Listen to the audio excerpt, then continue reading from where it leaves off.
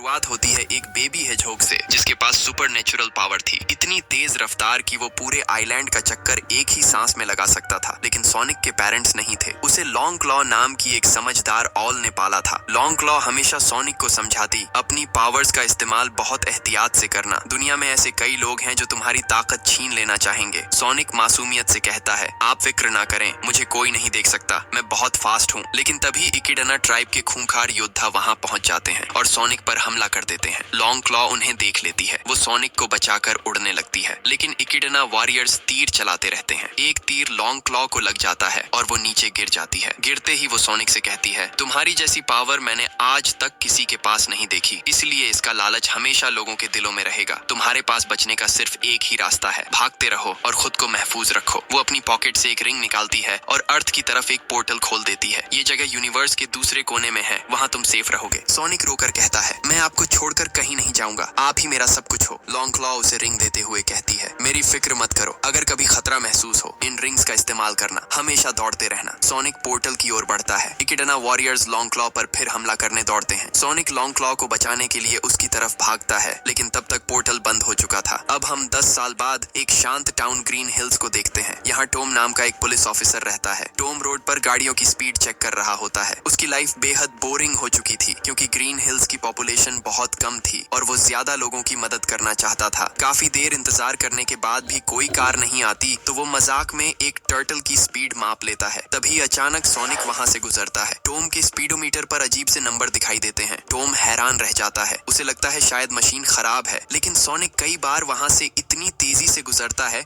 कि टॉम को शक होने लगता है। वो बाहर आकर देखता है और उसे जमीन पर सोनिक का एक ब्लू हेयर मिलता है, लेकिन वो इस बात को गंभीरता से नहीं लेता और वहाँ से निकल जाता है। सोनिक देखता है कि टर्टल कार के नीचे आने वाला है। वो उसे बचा लेता है और अपनी तेज रफ्तार में उसे एक मजेदार राइड करवा देता है, फिर जंगल में वापस छोड़ देता है। सोनिक अपने सीक्रेट रूम में लौटता है, जहाँ उसने इंसानों की चीजों से एक छोटा सा घर बना रखा था। वो जिम करता था, कॉमिक्स पढ़ता था और अकेले ही अपनी दुनिया में बहुत मस्ती करता था। सोनिक जानता था कि अगर कभी वो पकड़ा गया तो रिंग्स की मदद से मशरूम प्लेनेट भागना पड़ेगा, एक ऐसी जगह जहाँ चारों तरफ बस मशरूम ही मशरूम थे। लेकिन सोनिक को वहाँ जाना बिल्कुल पसंद नहीं था। उसे ग्रीन हिल्स ही अपना असली घर लगता था। हालांकि वो कभी किसी के सामने नहीं आता था। टाउन में उसका सबसे पसंदीदा इंसान था टॉम, जिसे वो प्यार से डोनट लॉर्ड बुलाता था, क्योंकि टॉम हमेशा डोनट्स से बातें करता और उन्हें खाता रहता था। टॉम अपनी गर्लफ्रेंड मैडी के साथ रहता है, जो एक वेटरनरी डॉक्टर थी। सोनिक दूर से उन्हें देखकर खुश होता है और खुद को उनकी फैमिली का हिस्सा मानता था। एक शाम को जब टॉम घर पहुंचता है, मैडी बताती है कि टॉम को सैन फ्रांसिस्को में प्रमोशन मिल गया है। दोनों बहुत खुश होते हैं। हालांकि उनका ग्रीन हिल्स छोड़ने का मन नहीं था, पर टॉम और ज्यादा लोगों की मदद करना चाहता था। रात में सोनिक बेसबॉल मैच देखने जाता है। वो छिपकर गेम देखता है। उसे ये गेम बहुत पसंद आता है। सभी लोगों के जाने के बाद उसका भी खेलने का मन करता है, इसलिए वो अपनी सुपर स्पीड से खुद ही अपनी पूरी टीम बन जाता है। वो खुद बैटिंग करता है, खुद बॉलिंग करता है और खुद ही कैच पकड़ता है। लेकिन खेलते खेलते वो उदास हो जाता है, क्योंकि उसे कोई हाई फाइव देने वाला नहीं था। वो अकेला था और ये एहसास उसे अंदर से तोड़ देता है। फ्रस्ट्रेशन में सोनिक बेहद तेज दौड़ने लगता है, इतना तेज कि उसके अंदर से ब्लू लाइटनिंग निकलने लगती है और फिर एक जबरदस्त धमाका होता है। सोनिक की एनर्जी से पूरा ग्रीन हिल्स और पूरे पैसिफिक नॉर्थ वेस्ट की बिजली चली जाती है। अब सीन कट होता है। यूएस गवर्नमेंट के हेडक्वार्टर्स में मीटिंग चल रही होती है। कई बोर्ड मेंबर्स उस धमाके पर चर्चा कर रहे हैं। कोई कहता है, ये शायद इलेक्ट्रोमैग्नेटिक पल्स की वजह से हुआ होगा। दूसरा जवाब देता है, नहीं, इलेक्ट्रोमैग्नेटिक पल्सेस में इतनी पावर नहीं होती। किसी को कुछ समझ नहीं आता। फिर एक मेंबर बताता है, नासा का कहना है कि ये किसी एलियन का अटैक नहीं है और न ही किसी पावर प्लांट की गलती। सभी कंफ्यूज हैं। तभी प्रेसिडेंट बोलते हैं, हमें इस गुत्थी को सुलझाने के लिए किसी ऐसे साइंटिस्ट की जरूरत है जो जीनियस तो है लेकिन थोड़ा अजीब भी। सब समझ जाते हैं वो किसी और की नहीं, डॉक्टर रोबोटनिक की बात कर रहे हैं। प्रेसिडेंट आगे कहते हैं, भले ही उसका रवैया अजीब है, लेकिन पिछले कई सालों में आए ऐसे केस उसी ने सोल्व किए हैं। अब हम फिर से ग्रीन हिल्स के उस बेसबॉल ग्राउंड को देखते हैं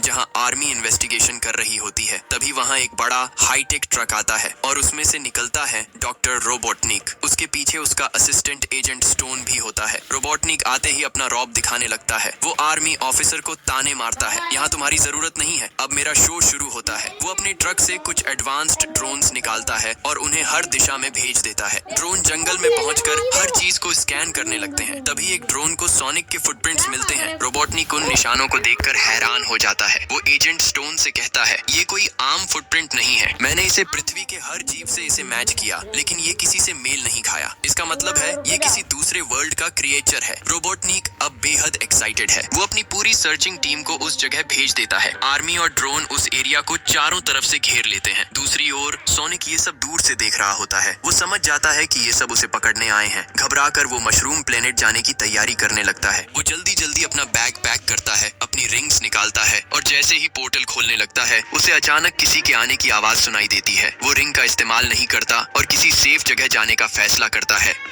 वही अब हमें टॉम को दिखाया जाता है जो मैडी से फोन पर बात कर रहा होता है। इसी दौरान उसे बाहर डस्टबिन गिरने की आवाज सुनाई देती है। वो चौंक जाता है। उसे लगता है कि फिर से कोई रैकून उसके घर में घुस आया है, इसलिए वो अपनी ट्रैंक्विलाइजर गन लेकर जाता है। लेकिन वो रैकून नहीं बल्कि सोनिक होता है जो टॉम के घर में छिपने के लिए आया था। सोनिक अपनी रिंग निकालकर मशरूम प्लेनेट जाने ही वाला होता है कि तभी टॉम वहां आ जाता है। दोनों एक दूसरे को देखकर डर जाते हैं। टॉम से गलती से गन चल जाती है। डार्ट सीधा सोनिक को लगती है। वो बेहोश होने लगता है, लेकिन गिरने से पहले वो टॉम की टी शर्ट पर लिखा सैन फ्रांसिस्को पढ़ लेता है। उसी पल उसकी रिंग एक्टिव हो जाती है और उसकी सारी रिंग्स सैन फ्रांसिस्को की एक ऊंची बिल्डिंग पर जा गिरती हैं। सोनिक उन्हें बचाने की कोशिश करता है, लेकिन तब तक उसकी आंखें बंद हो जाती हैं। वो पूरी तरह बेहोश हो चुका होता है। टॉम डर जाता है। वो उस अजीब से नीले जीव को पिंजरे में बंद कर देता है। कुछ देर बाद जब सोनिक को होश आता है, वो पिंजरे से बाहर निकल आता है। टॉम हैरान रह जाता है क्योंकि सामने खड़ा वो नीला जीव इंसानों की तरह बोल रहा था। टॉम को लगता है कि शायद सोनिक उसे किडनैप करने आया है ताकि उसे अपने प्लेनेट पर ले जा सके। दोनों में बातचीत चल ही रही होती है कि तभी डॉक्टर रोबोटनिक अपने ड्रोन और टीम के साथ टॉम के घर पहुंच जाता है। सोनिक ये देखकर डर जाता है। वो टॉम से कहता है, मुझे तुम्हारी मदद चाहिए। तुम्हारे इंजेक्शन की वजह से मैं ठीक से चल नहीं पा रहा। अगर इन लोगों ने मुझे पकड़ लिया तो ये मुझ पर एक्सपेरिमेंट करेंगे और शायद मुझे मार डालेंगे। टॉम उसकी मदद करने के लिए तैयार हो जाता है। वो सोनिक को घर की छत वाले कमरे में जाकर छिपा देता है। फिर टॉम बाहर